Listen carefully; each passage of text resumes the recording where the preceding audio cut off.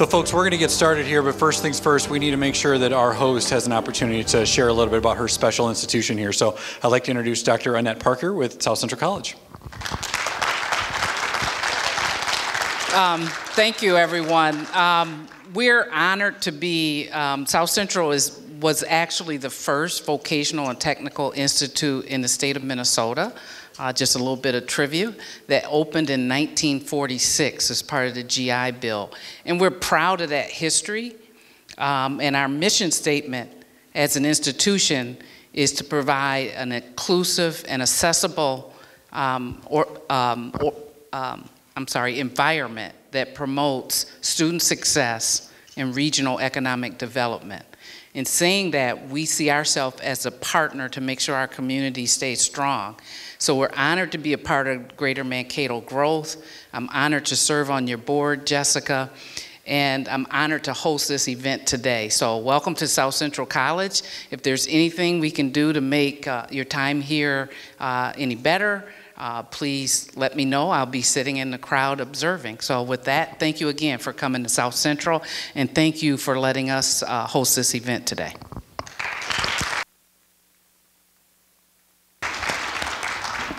All right, thank you, Dr. Parker. All right.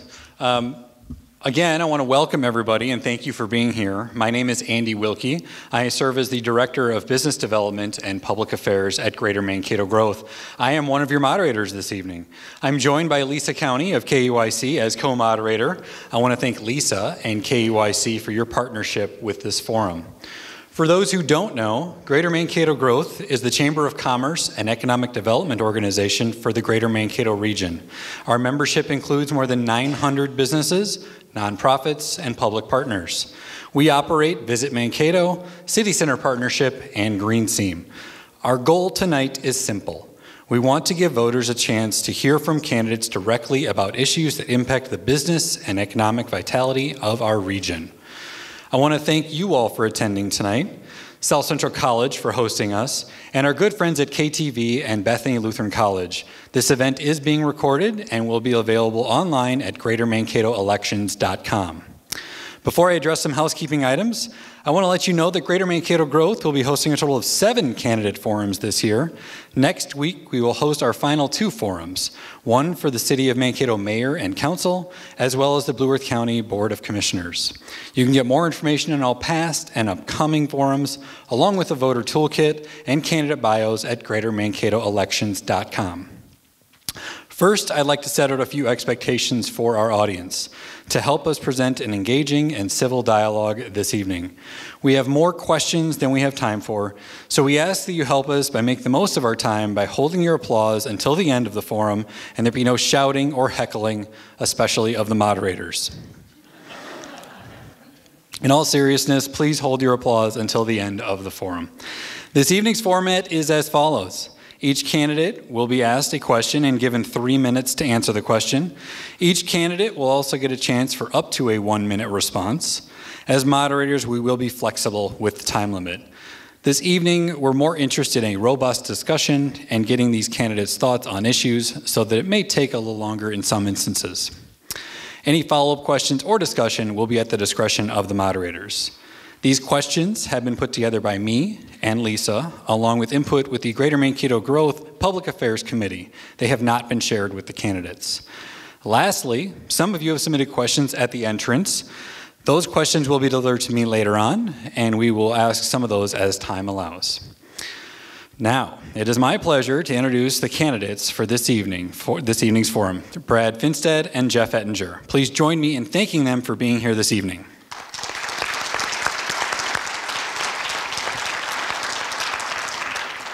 Now we'll begin with our first question. Lisa. All right, thank you, Andy. Jeff, we'll begin with you this evening. As an opening statement, please share who you are and why you are running to represent the 1st Congressional District of Minnesota. You may need to press the button on the bottom to make sure it's on. So. It's on? It works, there we go. Well, thank you so much for moderating this debate. Thank you, President Parker, for hosting us at your wonderful college here. My name is Jeff Ettinger. I am the Democratic candidate for Congress here in CD1. I grew up in Pasadena, California. My wife was born in Faribault and grew up in Austin, Minnesota.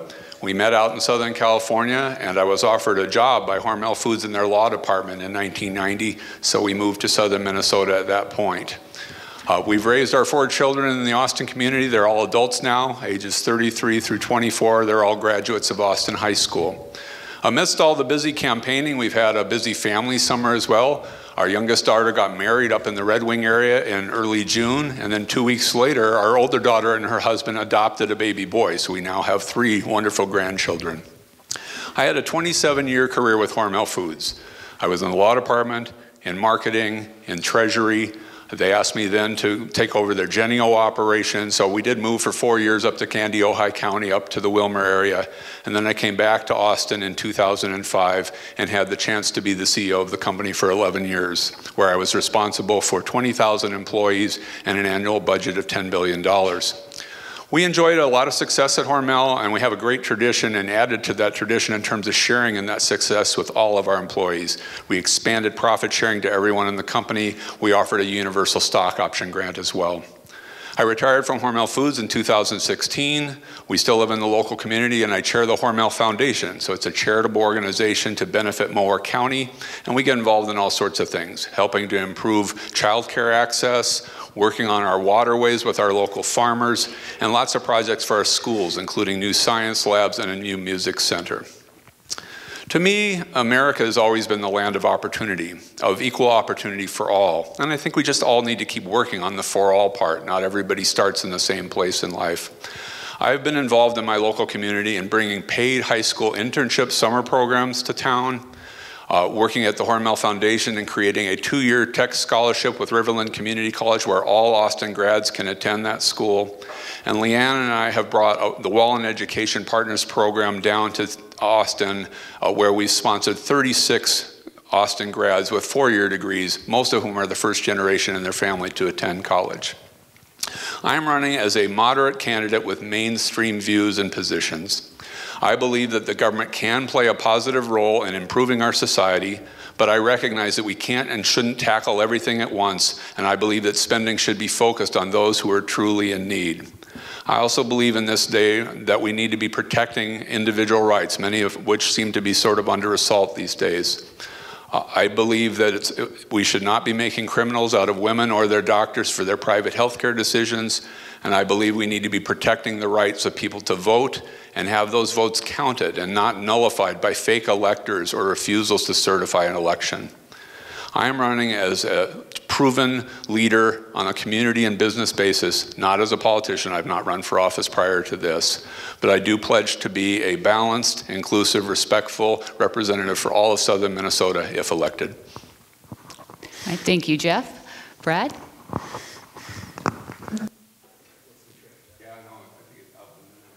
There you go. All right. Well, good evening. Thank you so much for being here tonight. Thank you both for taking on this tough task. Hopefully there's no hecklers in the audience for you. And Jeff, I just want to thank you. We had a little bit of a chance to talk prior to this, and there's a certain brotherhood that is developed when you decide to run for 4 elections in 6 months that only those in it can really realize what it is. So Jeff, thank you for running. So my name is Brad Finstead. I was born and raised in a little farm community called Goodall, south of New Ulm. I'm a 4th generation farmer from that area, and I had to go about 6 miles away from where I grew up in 2nd grade to meet my wife, Jackie. I met Jackie in 2nd grade on the school bus. God has blessed us with 7 amazing children. And for those of you that appreciate some good humor, my last 2 are twin boys. So there is never a dull moment in our house. My wife and I have just been so honored and so blessed to carry on that family tradition that has happened for generations in our families, farming and owning agribusiness in southern Minnesota. So we proudly farm with my brother and his family, and we're bringing in that 5th generation of farmers to rural Brown County. We have devoted our life to service, and for me, it becomes very personal, and it was what was taught to me by my Norwegian grandfather when I was very young.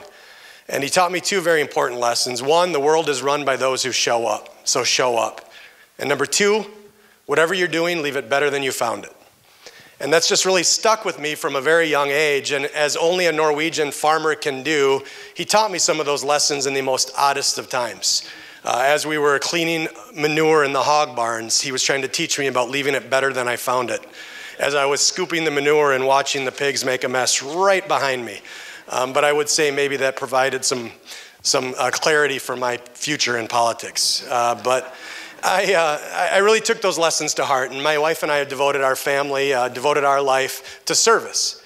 We've tried to serve our community and our state and our country. In our community, we have done which so many of you, so many of my friends, families, and neighbors have done. We have served on our church board, on our school board, on our bank board, on our hospital board.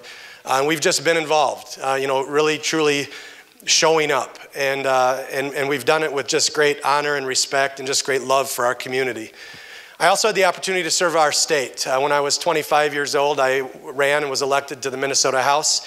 I served 3 terms, and I retired at the age of 31 from the state legislature. I never did it for a career. It was an opportunity to serve again and try to make my backyard a better place. And through that service, I had the opportunity to meet great people and do a lot of great things. I was able to run a statewide Center for Rural Policy and Development, working on rural policy issues, helping educate and research and study issues that affect us in rural Minnesota. And then I had the opportunity to serve our country as the state director for the USDA Office of Rural Development. And now most recently in August, I have the honor to win the election and to serve you very humbly and honorably in Congress. And it's an honor that I take very serious. I am confident in the fact that I believe to my core that the seat belongs to you, the people. It doesn't belong to me. It doesn't belong to a politician, and it doesn't belong to a party. And so I take that honor and respect that role and that election and that opportunity to serve in Congress. When I look at why I decided to get back involved in politics and why I decided to run, for me it became very personal. I look at my 7 children and I just ask myself, are we doing the best that we can as a country to provide them an opportunity to continue to live in the greatest country in the world? And I took a look at our politics, I took a look at our policy, I took a look at our government, and I said, this is not an example I want for my kids. We can do better. The politics of punching each other in the face verbally and trying to have sound bites to get on Fox News or CNN is not the way to govern, and it's not the way to show our children how we as a country can govern and how we need to model behavior in Congress. And so for me, it was just about knowing that we can do better. We have some really tough issues in front of us in this country right now, family pocketbook issues. And there has been a lack of direction and a lack of vision. And so as I've been out and about, I hear it day in, day out, that it is the price of food, the price of gas, supply chain, inflation, workforce shortages. These are real things that are affecting real people every day. And as a father of 7, it's affecting me. So this is personal, and it's about making our world a better place for the next generation. So I just thank you so much for being here tonight, and I look forward to this conversation. Thank you, Mr. Finstead. And keep that mic. You are going to go next here. You're welcome. So we'd like to start with a question that perhaps gets at the core of your differing political philosophies. Please describe what you think is the proper role of the federal government in today's society, and what do you believe are the core responsibilities of Congress within that system? To first do no harm. Less government, not more government. The answers to our problems lie right here in our backyard, right here at the local level. The best form of government is our most local form of government. Things get done in the townships, things get done in our counties, things get done in our cities, in our communities. The further away from we, the people, our government gets, the less informed, the less educated, and the less impactful we can be in a positive way. And quite frankly, it ends up, unfortunately, harming us in more ways than not. So, I think just fundamentally, the idea that we need more government and the government is the answer or solution to our challenges is something I just don't accept. The answers to our problems and our solutions lie right here in our backyard, and that's fundamentally why I'm a Republican. Thank you. Thank you, Mr. Finstead. Mr. Ettinger.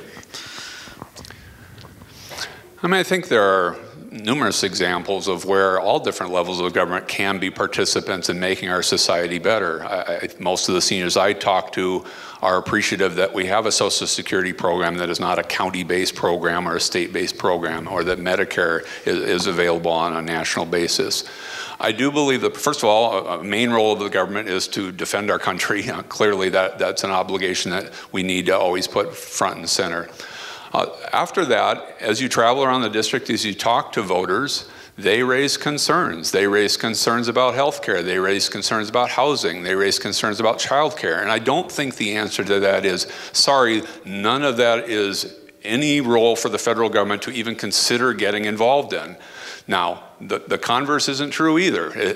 As I said in my opening, it's like we can't get involved in everything. You have to understand what the costs are of things and what the trade-offs are of things. But I don't think an automatic approach that the federal government should not get involved is the right answer at all. Thank you, Ms. Ettinger. Lisa. All right. As you both are aware, the political divide in the country continues to grow, and it goes beyond party lines. Also, there's a growing urban versus rural divide. How do you view the nation's current political climate, and how would you use your role as an elected leader to shape that climate going forward? I kind of assumed I was up, is that right? Yes, sir. I don't want to assume incorrectly. So, I mean, I kind of have both an urban and rural background. I mean, I grew up in a suburb of Los Angeles and lived there for 30 plus years, and now I've lived either in Mower County or Kandiyohi County in Minnesota for the ensuing 32 years, and still get up to the Twin Cities on a frequent basis. The two of our kids live up there and so forth. And I do appreciate that there is this divide. I mean, it's always kind of been amusing to me that when we go to the Twin Cities, it's a 2-hour drive, but apparently a lot of people in the Twin Cities think it must be a 2-day trip because they just don't make the trip down here and talk with us. I think they also seem to think that we do have wonderful farms, wonderful agriculture in this area, but I think they think it's just that's it. We're all farms, and it's obviously a much richer and more diverse environment than that. One of my goals in running is to be a less partisan person. In talking with Congressman Dean Phillips from the city when I was considering whether to even enter the race, he mentioned the fact that he's part of a group called the Problem Solvers Caucus, a group in Congress that's 28 Republicans, 28 Democrats that meet on a regular basis and really try to find ways to find a middle ground. To me, solutions that stick are the ones in the middle. We've had too much going on both at the federal and state level where one party gets a 1 or 2 vote advantage and jams something through, and then boy, when it reverses back the other party, that's their main mission, is to get rid of that. We've had some examples, honestly, in Congress this year, though, that where I think we've overcome that. The infrastructure bill had bipartisan support. The CHIPS Act had bipartisan support. The gun legislation that passed had bipartisan support. So I would be looking to do more of that. Thank you. So it goes to my opening statement that, again, what do we want our children to see in our government? I mean, I think for the most part, the politics of division are, again, ruling the day. You know, we tend to lack intellect at time and focus more on the sound bites that create the best verbal punch to get the attention and get in the media. And I think we just owe it to our children to do better. So, you know, how I see my role as serving in Congress, and I've already been able to put it to use here in the last couple months, is, you know, one, be able to tell the story and create relationships with folks and help them understand where I come from, where we come from, what is our way of life? How do we succeed? How do we measure success? What is the lifeblood of southern Minnesota? And, I'll agree with Jeff. It is definitely, agriculture-based, but there's a ton of small business, large business, manufacturing, education. There's a lot of components to the economic wheel that drive us in southern Minnesota. But what happens far too often is that politics today becomes transactional. We avoid the opportunity for relationships because, quite frankly, if we have relationships, it's harder to hate someone when you know them. And again, how do we do things here in our backyard? How do townships work? How do church boards work? How do county boards work? I can guarantee you they don't all agree on 100% of the things, but they get things done. Congress needs to start reflecting that. You know, right now we have a system in place that you literally have no incentives to work across the aisle. There is no opportunities to to meet, to get to know. You know, you talk about Dean Phillips. I haven't met Dean Phillips yet, and I've been in Congress for 2 months. He hasn't come out to say hi to me. He hasn't introduced himself to me. That's not very bipartisan. That's not very relationship-based. That's very transactional. That's avoiding the relationship that allows you to work with people on common things that advance the interests of Southern Minnesota. That's my approach, is to create relationships. Thank you, Mr. Finstead. You are up again. So if you want to take a sip of water, you can. You're fine. All right. So this is a straightforward question. What will be your top 2 or 3 priorities if elected? Yeah, great question. It's family pocketbook issues. You know, right now it is everywhere I go. And I have been day in, day out working for the last 6 months, you know, campaigning and now serving in Congress. When I'm talking to plumbers, electricians, doctors, lawyers, from Worthington to Rochester, I'm hearing the same thing, and it's family pocketbook issues. It's the price of gas, it's the price of food, it's the supply chain disruption, and it's inflation. And it is uniform across the board. Rarely, for any of you that have been paying attention to politics or policy for years, rarely do we have a time where there is folks singing off the same song sheet of all walks of life and all parts of this state. But it's affecting each and every one of us. You know, I would say from a rural perspective, it affects us a little bit more. We drive more miles. We're putting more gas on our car weekly. So that's the challenge, right? That's the problem. But for me, I think the answers lie in being bold, being strong, and providing opportunities to get back to where we were a few years ago when it comes to some of these policies. You know, let's specifically talk about energy. 3 years ago, we were an energy net exporter in this country. Gas was $1.80. We were selling oil to people all over the world. Trade was going back and forth. Fast forward, we are now begging Venezuela for oil. Gas is $4 to $5. We need to become energy independent once again, and that will then help with the supply chain issues. That will help with food costs. That obviously helps with fuel costs. Thank you, Mr. Finstead. Mr. Ettinger. I mean, developing pipelines, developing energy resources is not something that's done in a few months. So, I mean, the implication that all of this occurred because of a certain administration's policies, that inflation was entirely triggered in this country because of Biden or Pelosi deciding something or advocating for something, to me is just incorrect. We do need to be having energy sources from all different sources. We do need to be supporting our local energy sources such as ethanol and biodiesel. We do need to be supporting our new green energy sources that we are on the vanguard of, such as wind energy and solar. The Inflation Reduction Act was an act that enabled us to be in a position to support those industries, to be able to turn loose, like our agricultural co-op down in Rushford, to be able to directly invest in green energy before they had to do it in tandem with a for-profit organization. So to me, that was smart legislation. Brad obviously disagreed. He voted no on the Inflation Reduction Act. In fact, he called it an easy no.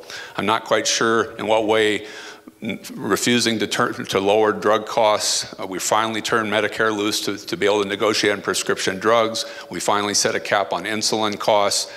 Those are all things that benefit our seniors, that benefit our local area, that help turn back the clock on inflation. And again, I don't see how that was an easy no. I think he thought that perhaps, oh, this seems like a radical policy from the other side. I met the other day with the heads of AARP, that radical organization, and one of their top priorities was getting the Inflation Reduction Act passed. They've been working for 20 years to get prescription drug negotiating authority for Medicare, so I don't believe that's the answer. In terms of other priorities, I really do feel it's education and opportunities ultimately is where I think we can find bipartisan grounds to benefit Southern Minnesota. Yes, the short-term challenge is inflation, but the long-term challenge of our region is the drain of our young people, not having enough opportunities here, our towns shrinking, and so I think we need to do more with job training, and it can be 4-year schools, it can be 2-year schools, it can be 6-month coding programs, it can be in our high schools. I don't think the federal government has to be the answer to all of it, but it should be a player in making us have more opportunities and solve the match of the problem between the jobs wanted, that we drive by facilities that have help wanted signs, but the skills they need are not what our people often have, and so we need to solve that match. Thank you, Mr. Ettinger. All right, and we will stick with you, Mr. Ettinger. Agriculture remains the bedrock of communities in the 1st District, of course. The ag industry faces compounding challenges like an aging workforce, shrinking rural communities, volatile input costs, and outdated infrastructure. As Congress contemplates the next Farm Bill, what will be your priorities to better support the growth of the ag economy here in our region? Sure, thank you. I mean, I certainly will acknowledge up front that I don't have Brad's background in terms of farm production. Clearly, as a multi-generation farmer, that's an area he knows far better than I do. However, in the 23 years I was working at the Genio operation at Hormel Foods, I certainly had lots of opportunities to work directly with farmers. At Genio, we were involved in feed mills and hatcheries and company-owned farms and grow-out farms. And the same was true at Hormel with family farms of all different sizes, initially through buying stations, and over the years that's evolved to contract types of purchases. I do have experience, maybe more than Brad, in the other side of the ag equation, which is out to consumers. And I've worked with numerous restaurant chains, I've worked with grocery chains, we've worked to develop new products. One of the priorities to me in farming, and I'll be very interested to hear what Brad says about this, but former Congressman Mr. Hagedorn used to say, in agriculture you need to get big or get out. And I just reject that. I think we need scale players because there are consumers who are absolutely interested in the lowest cost possible. But I also know from my time at Hormel, there's plenty of consumers that are interested in niches such as organic and natural and regenerative and antibiotic-free and local. And those really play well to the local farmer prospects. I would like to serve on the House Ag Committee if elected to Congress. That's been a role that our congressperson has played all the 30+ years I've been here, and it is a Farm Bill year, so that's an important aspect as well. In thinking about the Farm Bill, I've chatted with Colin Peterson, the former chair of the House Ag Committee, who said, you know, he led through the last bill, and he said, you know, really the priority should be kind of don't screw it up. I mean, and that's, you know, in business, if you have something that's working well, you need to be careful about making radical change to it. So the underpinnings of crop insurance and the other key components, I think, need to stay in place, but we can do more for our smaller family farms. Thank you, and thank you, Jeff, for advocating for my small family farm. During your leadership at Hormel and Genio, we saw the largest decrease of family farms, specifically in the turkey and hog operations under your leadership. So that is the facts, and that is what's happened, unfortunately. But I'm proud to be here as a 4th generation, raising the 5th generation, fighting to keep the farm going. I will tell you from a Farm Bill standpoint, one of the key things that farmers need, specifically young or emerging new farmers, is that risk protection. So crop insurance is a huge component in the new Farm Bill. It's a component in the current Farm Bill. Colin Peterson did work quite long and hard on that, but it is something that we have to fight and protect in the rewriting of the Farm Bill. It is really a way to save the family farm, to help young farmers market their crops accordingly, and to really secure that income and to keep that family farm going. More specifically, there's 12 titles in the Farm Bill. The majority of the money, 80+%, goes into the nutrition title. So the congressional oversight is something that, under the Democrat leadership, we have just seen go away. You know, Congress is the power of the purse. So I think the Farm Bill opportunity, or the Farm Bill hearings, will be a great opportunity to, again, regain and re-strengthen that power of the purse. And I'm not saying it in a way that says we're going to say no to these things, but if 85% of the Farm Bill is tied up in the nutrition title, and we have programs like Feeding Our Future that have completely thrown away $250 or more million of your money that could have went to kids that needed food, and that happened on the watch of this leadership, I would just say we can do better than that. So the Farm Bill is an opportunity to keep continuing to strengthen that security and that risk management, and it's also an opportunity to use the power of the purse with oversight. Yep, go ahead. To take the opportunity to clarify one point that Brad raised, because I mean, I do that question. I think a lot of people think, Hormel, oh, you're big ag, you've pushed out the small farmers because you want to own your corporate farms. There have been anti-corporate farming laws in place in Minnesota for 70 years. Hormel does not own a single hog farm in the Midwest. We have, I'm no longer there on a daily basis, but my understanding is they still have contracts with farmers of all different sizes. So there's been a lot of consolidation in the industry. Some of the generational transfer laws are part of that, and maybe that's something we need to be looking at. But the notion that sort of Hormel has forced out smaller farms, I reject. Mr. Finstead, we're back to you, and we're going to talk about trade here. So the state of Minnesota is the 5th largest agricultural exporting state in the United States. Here in the 1st District, Green Seam is an initiative under the umbrella of Greater Mankato Growth Incorporated, which focuses on developing and promoting the ag economy in southern Minnesota. In December, Green Seam will be hosting our annual Rural Forum that will focus on global partnerships, with speakers from the consulates of Canada and Mexico. Minnesota sends more than $9 billion in exports to these 2 countries. How will you approach trade and ensure the ag industry in Minnesota has easy access to the global marketplace? First of all, is that a Sam Ziegler question? Because that was a paragraph and a half. I consulted with Mr. Ziegler, yes. Tell him I said thanks. I will. I heard trade. So no, I appreciate what Green Seam has done. I mean, I really do, because one of the challenges we have in the farm and agribusiness community is that we tend to go it alone. By nature, farmers are small business owners, and sometimes it's easy to feel isolated and on an island. So the opportunity that Green Seam has created is to collaborate and bring folks together to really work to advance agriculture in southern Minnesota is just greatly important to us. So 1 out of every 3 rows of corn is exported out of this country from southern Minnesota. 1 out of every 3 rows of beans. Trade is super important to us. And for us to have an organization like Green Seam working on strengthening trade partners is so important. I think watching trade policy over the years, one of the things that we've always had to keep an eye on is free trade, but fair trade. And in the ag community specifically, we get caught up in this quite often, that we'll be trading with different countries and they want our dairy products, and that's great for dairy, but then it comes back and haunts us on the sugar side. And the uniqueness and richness of our agriculture in this state provides tons of opportunities, but from a trade perspective, it also provides a lot of potential headaches. So having folks like Green Seam and others that understand the diversity and the uniqueness of our farming and opportunities for our commodities is important, but we have to make sure that the free trade is fair trade. Thank you, Mr. Finstead. Mr. Ettinger. I mean, there's no question that we're involved in a global economy, and if we didn't know that before, we certainly know that after COVID and the shutdowns that have occurred throughout the world.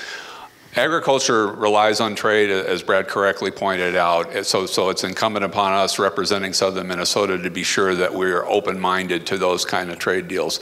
To me, trade is like a lot of things in Congress that have seemed like they've become sort of polarized issues that you just have an instantaneous either aversion to them or support of them, and it really ought to be much more on a case-by-case basis.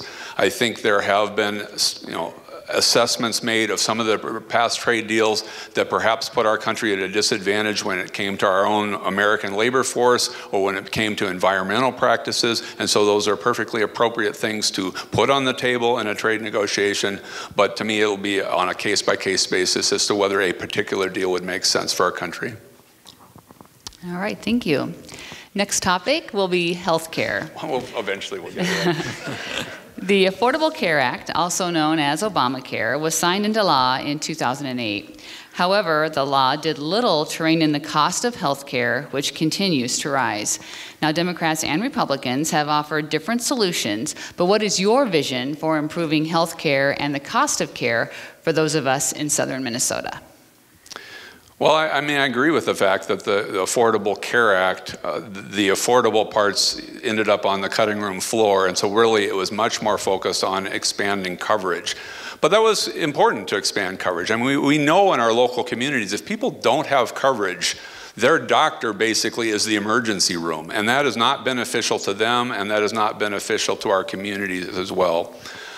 I think we need to continue to look for ways to provide coverage. I have been very clear through my primary season all the way into this election, I am not an advocate of single payer.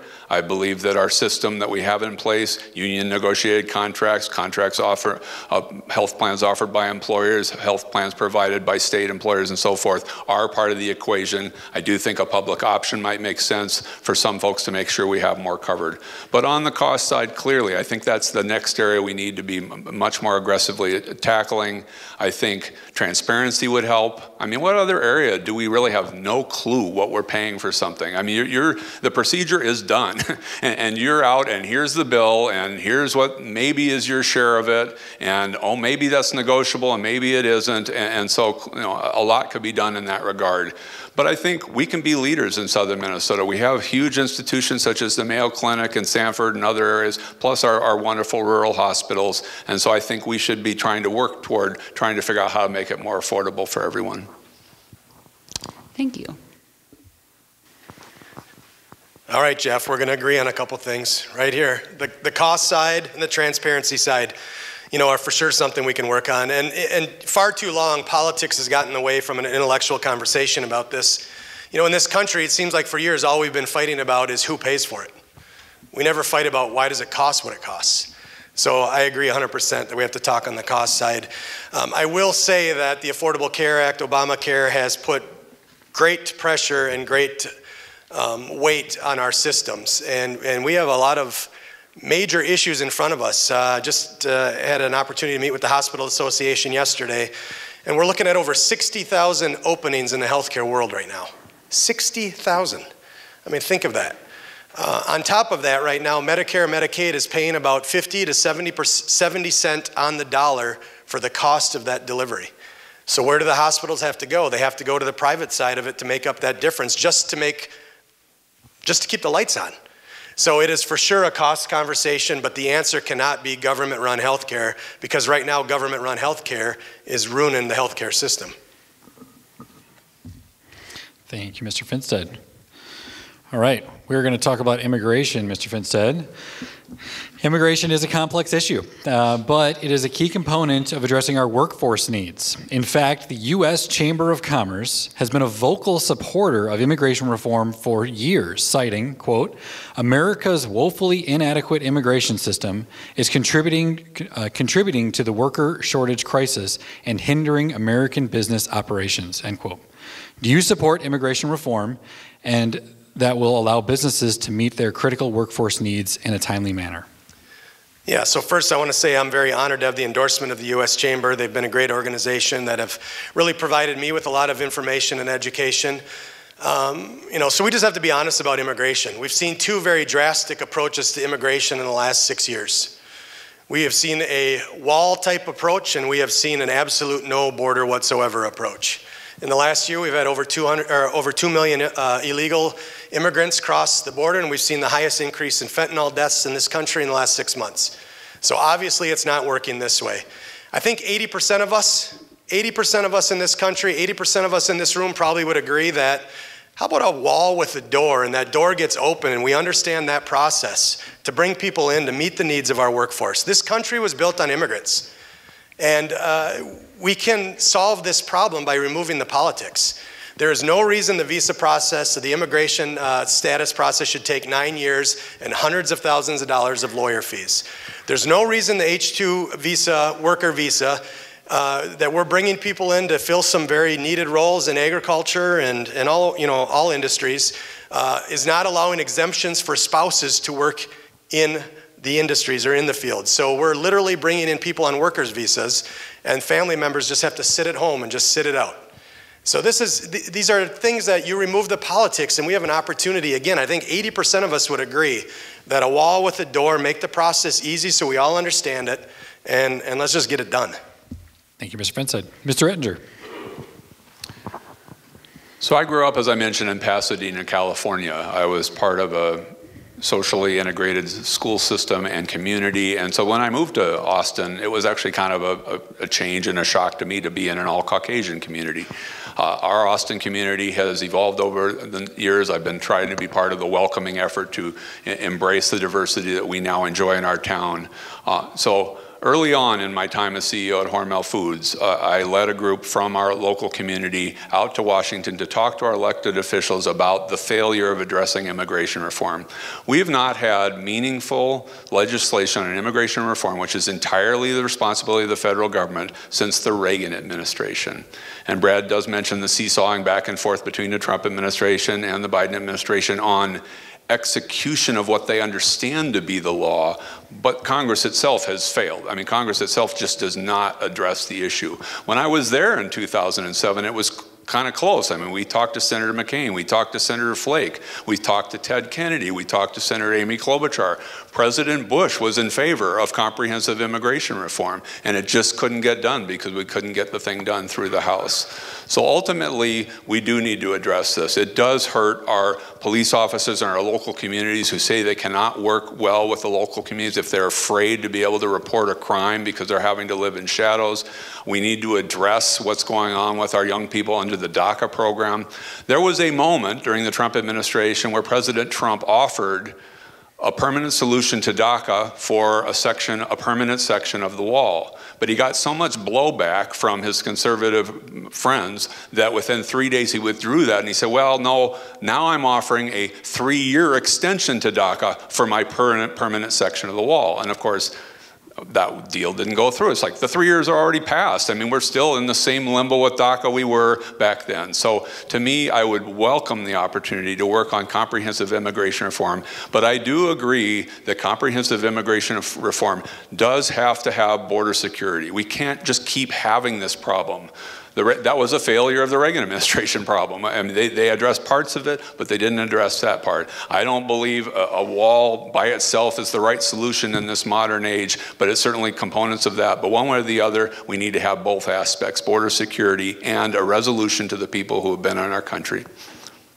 All right, thank you, Jeff. All right, let's talk more about the theme of workforce. Employers are struggling more than ever to hire employees to fill some of the most essential positions. Institutions like South Central College are critical to ensuring our region has a pipeline of highly skilled workers. So what will be your priorities to ensuring our region has an abundant and qualified workforce now and into the future? Am I up? I guess Yes. We're both struggling with the back and forth. So that gets back to some of the opportunity comments I made at the outset. When you talk to people in the nursing profession, you hear about the overwork conditions, the people dropping out of the field. When you talk to teachers, a very challenging job in any circumstance, and oh, let's add COVID to it, and let's have remote learning for a year or two and see how that works for everyone. When you talk to our police officers and our police departments, we used to have 50 applicants for a police position, and now we were lucky to have one. You used to have to live in Austin to be an Austin police officer, and they had to waive that requirement to even get an applicant the last time. So clearly, it's both a numbers game in terms of on the front end. It's what are we doing to make these jobs more attractive? I mean, and honestly, when it comes to the whole aftermath of George Floyd and everything else, it's like there was a lot of blowback to police. It's a very difficult job, and so kind of no wonder who's going to want to go do that unless we find a better balanced situation where police officers deal with our communities in a respectful way, and we respect the challenging job they have. But what I do get back to on the opportunity side, and where I do feel it doesn't have to always be the federal government. In our case, it was a private foundation. In the city of Red Wing, they have a private foundation. It can be the state government. But if we have young people, or even not so young people, who want to go back to school and gain new skills to go into one of these scarce fields, cost shouldn't be an impossible impediment to that. We should be figuring out ways to have them do that. The Southwest Mayors Association here in the state of Minnesota, because they were tired of having some of their young people poached by South Dakota, who was offering that kind of a solution, proposed to the Minnesota State Legislature this year, hey, let us be more aggressive in providing this tech ed money with the requirement that the student, after they're done, live in our local community for the next 3 years. That was one of the elements that became hostage with the budget bill that never emerged from the government this year. But I think that type of thing makes a lot of sense. Thank you. So I have to start by saying that I hope you all know that we have a rock star in the audience, and that's President Parker. I mean, what she is doing right here in the facility that we're in is so needed, and it's such a model that we need to replicate throughout our country. You know, she is providing education opportunities at the speed of business. I had the opportunity to tour here the other day, and I'm going through classrooms and labs, and I'm seeing equipment that is actually in manufacturing facilities right across the street, right across town. And she's kicking out awesome students that are walking right into the workforce and filling that need and filling that hole. Unfortunately, what she did tell me, though, is that, you know, there's some programs that are graduating 24, 25, and the industry is saying, give me 60, give me 80, give me 100, give me 200. But we do need to rewire the way we look at things in this country in regards to higher education. You know, we have to make sure that we're bringing business to the table and that the curriculum and what we're teaching is actually meeting the needs of students in the workforce that we need right now. We don't have time to wait for a 5-year curriculum review and then to recruit students and to put them through a 4-year degree, and 9 to 10 years later, here you go, private sector, here's your employee. You know, the horse has left the barn by that time. And I could tell you story upon story, but I talked to a company in town here that hires computer programmers. And they hired a recent grad right out of a 4-year school that was taught a certain language in the programming world. When they brought that person into work, that program, that language was already obsolete. So they had to reteach them a new program, and essentially we're asking out loud, what did we just get this 4-year degree for when I have to relearn this whole new way to program on the job? So the employers are asking for it too. They're saying, all right, come on, higher ed, you know, get up to speed here. Start teaching things that actually matter in our workforce right now. I will say immigration is tied to this issue, obviously. You know, I mean, the simple answer is everyone needs to have 7 kids like me and would be fine. Just keep populating the countryside. But in all seriousness, we do need to take this issue very serious. Having the opportunity to tour a bunch of manufacturers in the last 2 weeks, I heard it over and over and over again.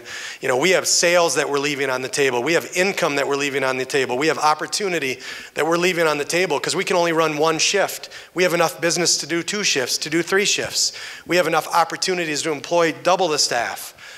Touring the AGCO plant in Jackson just the other day. They have 950 employees. They have enough business to do 1,500 employees, but they just can't do it. So we have to do a better job in rural Minnesota of educating and talking to our youth. We need to make sure they understand that there is a great life for you and it's right here. Get your high school degree, maybe come to South Central, get that, you know, technical skills that you need, and then start doing work right here in our community. For far too long, the rural perspective has been, you know, we'll raise great kids and we'll say, go out in the big world and go see what you can see and hopefully you'll come back someday. And the reality is we stopped seeing people come back. We have to do a better job of being proud of where we're from and what we have and show kids the opportunities that we have right here in our backyard and then celebrate it. President Parker, we talked about the signing days.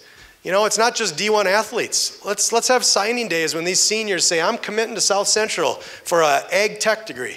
Let's celebrate it. And let's bring them back home and help them fix that workforce need. Thank you, Mr. Finstead. We're going to stick with you here, and we're going to talk about taxes. Taxes are consistently listed as the top concern for businesses in our region. The Inflation Reduction Act of 2022 made the most significant changes to the tax code since the Tax Cuts and Jobs Act of 2017, or the so-called Trump tax cuts. How do you view these 2 laws related to taxes, and what will your priorities be related to taxes? Yeah, so first of all, I will tell you, and like I mentioned earlier, as I've been out and about community to community, I'm hearing over and over again family pocketbook issues. I'm hearing the price of gas, the price of food, inflation, supply chain.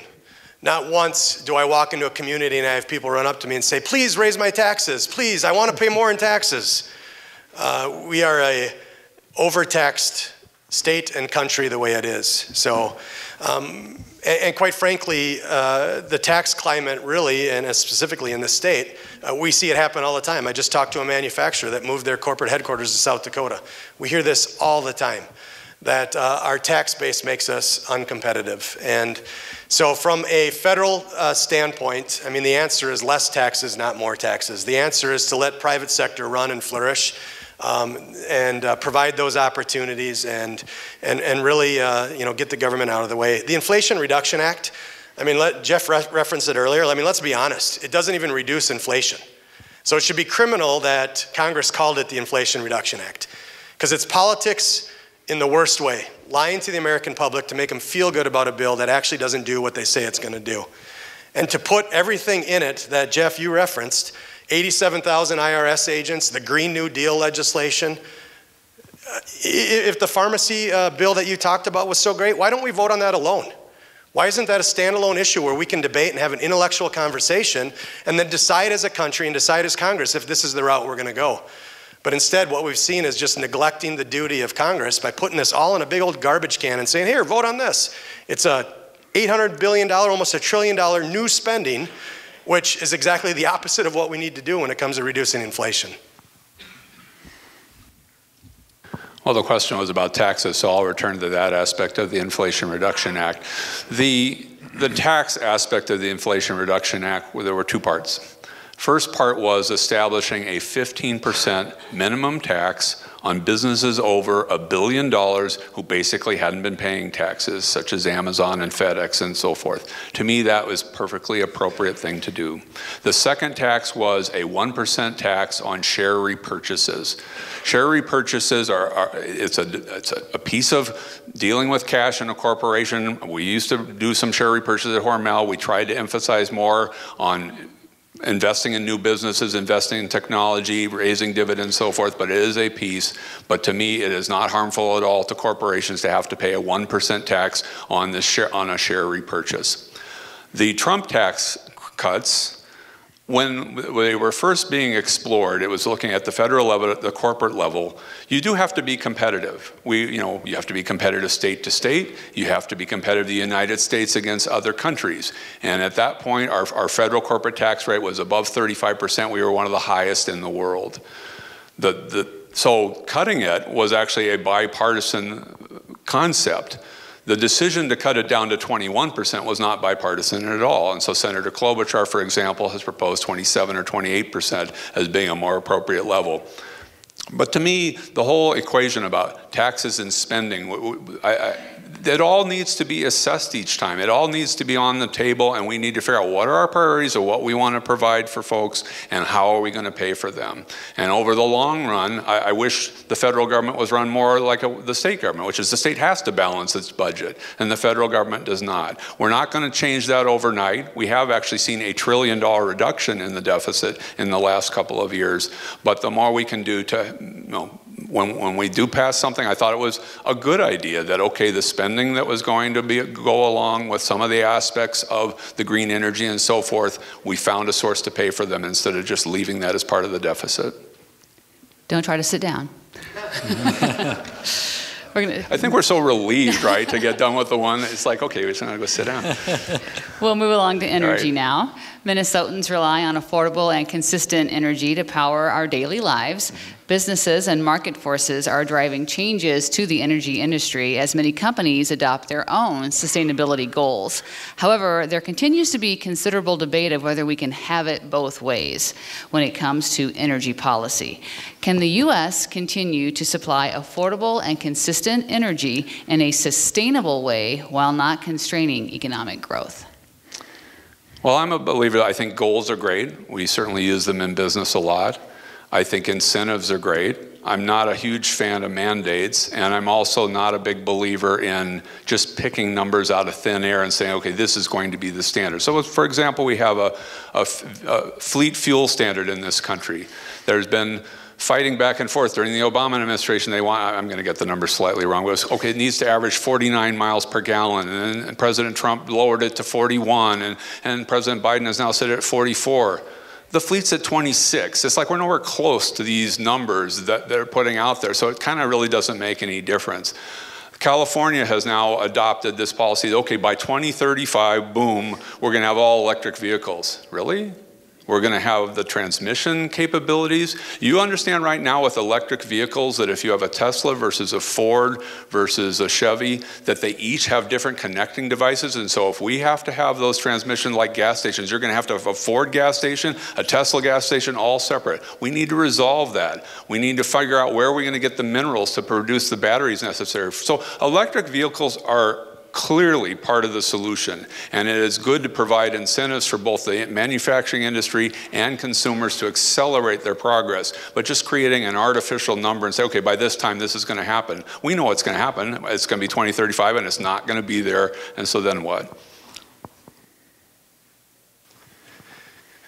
Another example of what was shoved into the Inflation Reduction Act was the electric vehicle mandate and the push for that. And as Jeff, clearly articulated, I mean, we're just not there. We don't have the transmission capabilities. We don't have the power generation capabilities. We don't have the vehicles that meet the marketplace. I sat down with Ford the other day and I asked them, I said, is there an F-250 pickup that's on the market right now that can help me pull my 350 bushel wagon of corn around my farm? And they said, no. And I said, all right, if there is, how long is it going to take me to charge that? How many miles can I pull that wagon with? And what's the pulling capacity? And I heard crickets. So, I mean, we're just not there yet. So, yeah, throwing out these artificial mandates and goals and numbers. And quite frankly, if we're going to let California dictate our energy policy, we all better run to the hills. Because I tell you what, the same week that they said they're going to get rid of gas engines by 2035, they started rolling brown and blackouts. I mean, if that couldn't be a clear-cut, sign from above saying, wait a minute here, slow your roll, this isn't going to work. And that's exactly what we have right now. So, if the market if the market wants it, if the consumer wants it, there'll be an opportunity there for electric vehicles. But from a rural perspective, especially, deep rural, where we're driving miles to go anywhere, I mean, it's just where it's not prime time yet. And quite frankly, it poses a whole slew of questions. So if we go down this electric vehicle economy, where are the minerals being mined to make these batteries? Where's that coming from? Is it coming from here? Well, no, it's not, because we've overregulated, overtaxed, and we've said no mining here. So now we're going to become more vulnerable to folks that maybe don't like us in the global stage. We have no idea their environmental standards, and we're just going to trust, and it makes us feel good because we have an electric vehicle. I mean, there is common sense and intellect that we have to have in this conversation. And, again, the consumers that, live in a place where they have all these different chargers that can meet the needs for all of the different vehicles, God bless you, go get them. But for those of us down here in southern Minnesota that don't have the transmission, don't have the energy production, and don't have the capabilities to do it, I just say, hands off, stay away. Thank you, Mr. Fitzsimmons. We're going to stick with you, and we're going to go to audience questions. So we had a couple of questions related to public safety. So trust with law enforcement has become front and center over the last couple of years, and there's a discussion earlier about fentanyl. What can be done in Congress to improve trust with law enforcement and also keep our community safe? Yeah, so first and foremost, we have to end the nonsense of anybody saying defund the police. I mean, when we say defund the police, and I don't care which political party, I don't care who you are, the signal we're giving is that policing right now is not a profession, is not a way to govern, is not a law and order type society position to take. I mean, we have rules, we have laws. We need to abide those laws. We need to support our police officers. We need to support law enforcement. I had the opportunity to vote on a few bills just the other day in Congress.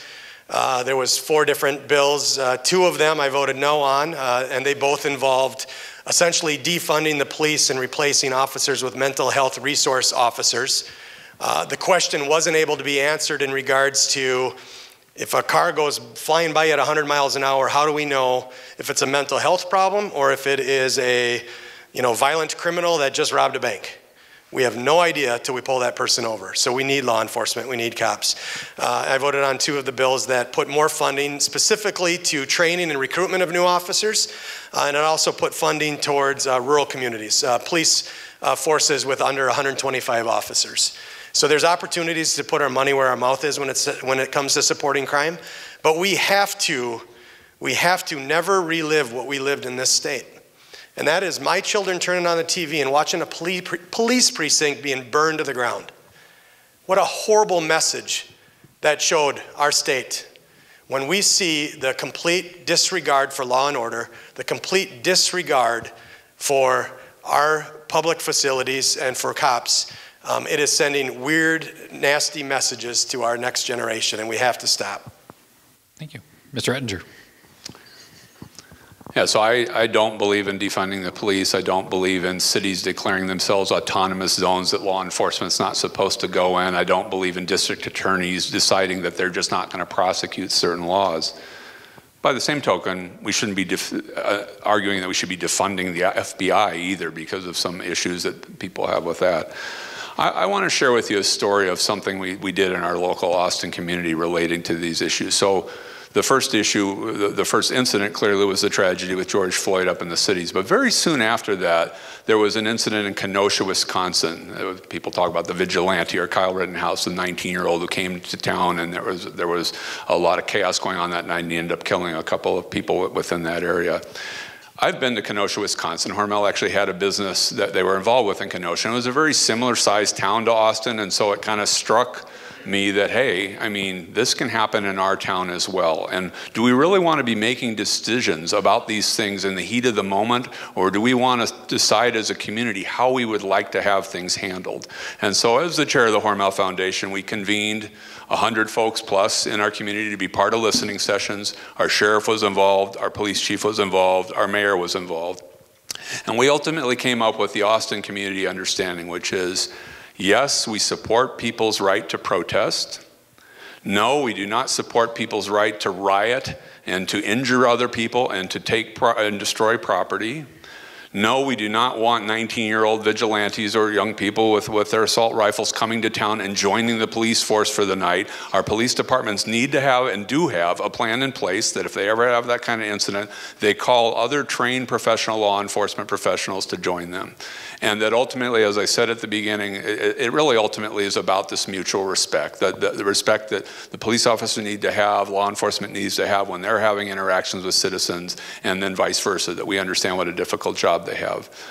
That community understanding passed our city council and our county board on a unanimous basis, and even though these are nonpartisan offices, I can tell you there are folks from all different political persuasions on these boards. So I think the notion of trying to do things in not the heat of the moment, but the cool of the moment, and thinking ahead is something we need to be looking at.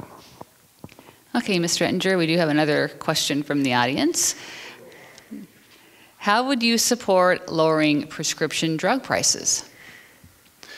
Well, I mean, we had the start was the bill that I believe should have passed, and obviously Mr. Fenstead disagrees with that, which is the ability of Medicare to join the VA and having the freedom to negotiate those costs.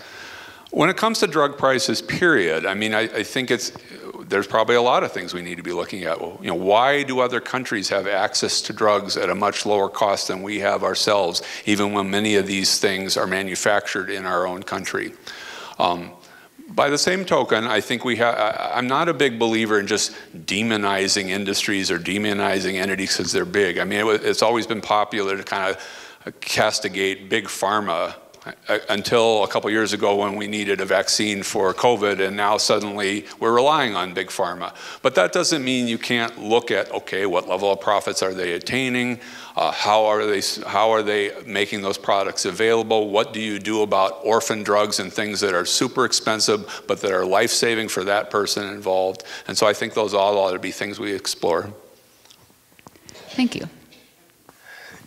Yeah, so I think one of the things that we can learn, and this is probably a broader conversation, but just going through COVID and the post-pandemic recovery that we're in so many fronts, I mean, we have to make sure that we learn from things. And so, as Jeff pointed out, the fast tracking what the pharmaceutical companies were able to do with the COVID vaccine is maybe an example of where government then can respond a little bit quicker and reduce the costs by how government interacts with the research and development of new drugs in this country.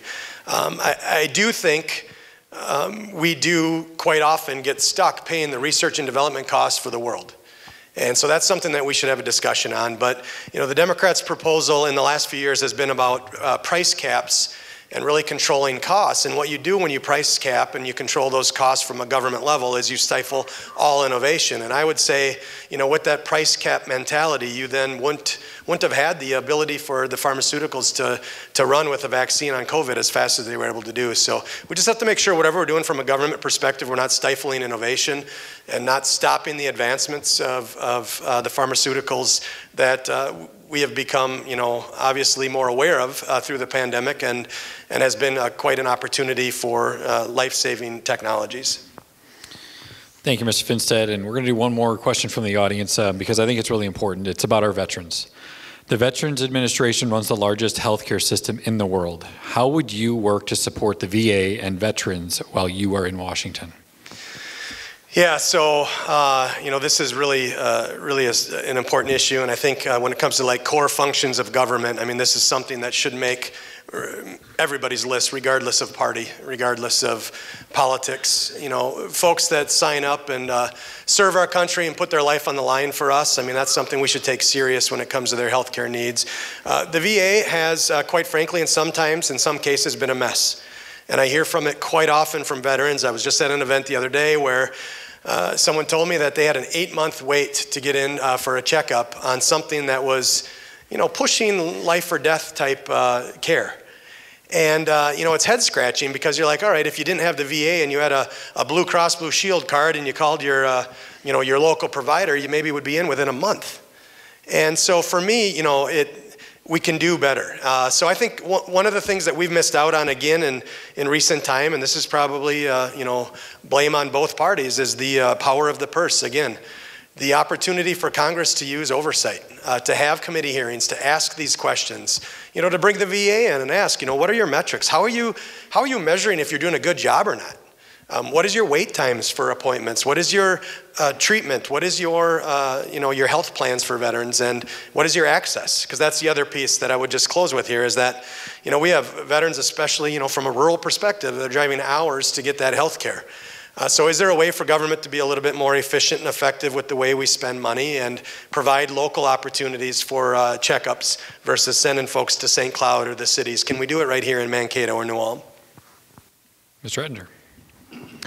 Well, we clearly owe our veterans the best coverage and the best care that we possibly can give them. I mean, they volunteer to put themselves in harm's way for all of our liberties, and so the notion of having those types of delays clearly is not a system that's working properly. Brad mentioned congressional hearings, and I'd like to kind of mention an experience I had with that. So when I was at Hormel, I had the opportunity to testify before Congress and was really disappointed at the quality and how it works. I mean, you go in there and it's totally partisan.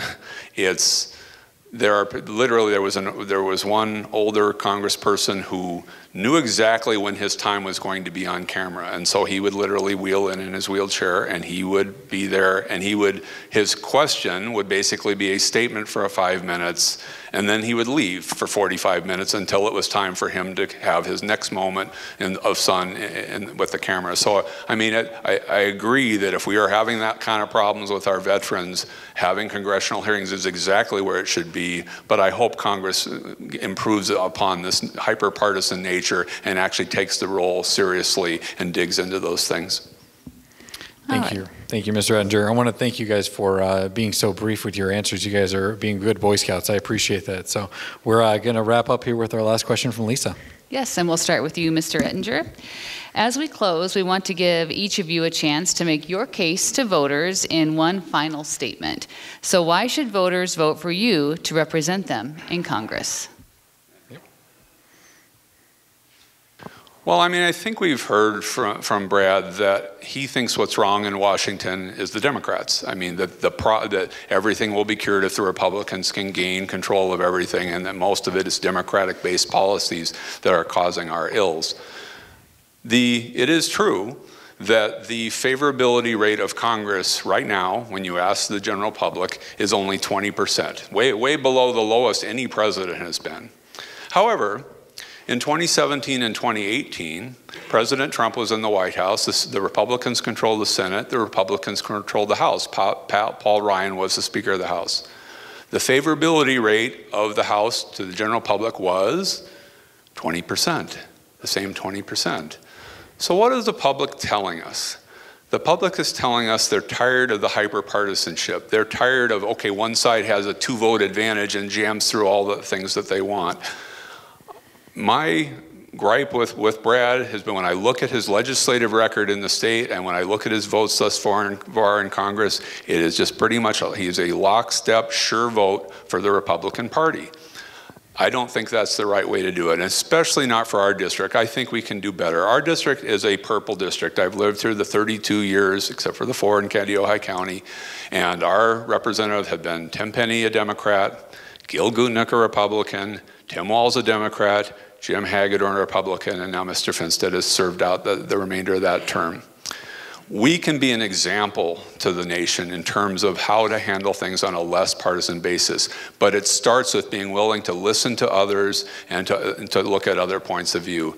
So again, I mean, you made your defense, for example, on your Inflation Reduction Act vote. I don't see how that's possibly an easy no based on who I'm talking to in the district and the concerns they have about healthcare costs and our climate. But I guess that was your conclusion. So ultimately, I urge you to consider my candidacy if you're looking for somebody who can be a mainstream problem solver and somebody who would be much less partisan. Thank you. Well, first I want to thank you both for moderating this and for keeping it civil. Jeff, I want to thank you for the opportunity to have a great conversation tonight and all of the miles we've done in parades. It's been a fun summer, a fun 4 elections in 6 months. And I want to thank all of you for being here tonight. I want to thank you for showing up. I want to thank you for caring enough about our communities to be here, to listen and to learn. And I just want to thank you for the honor to sit in your seat in Congress that I've been given. I'm very conscious of the fact that God has given me 2 ears and 1 mouth, and I like to use them in that proportion. So I pride myself on being a good listener. And I think that in Congress we need more listeners. Jeff, I've been called a lot of things in my years. I don't think I've ever been called a partisan hack or a partisan whatever you said. So, I try to work with anybody and everybody that wants to advance rural Minnesota, southern Minnesota, that wants to make our backyard better. We can disagree on a lot of things, but I'm driven to find the things that can bring us together. What are the things that we can agree on that can make a difference in our lives, make a difference in our kids' lives?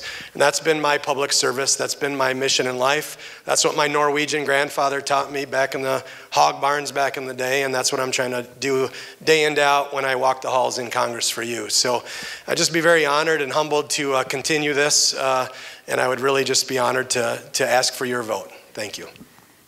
Thank you to Mr. Ettinger and Mr. Finstead for the discussion this evening. Please join me in thanking them.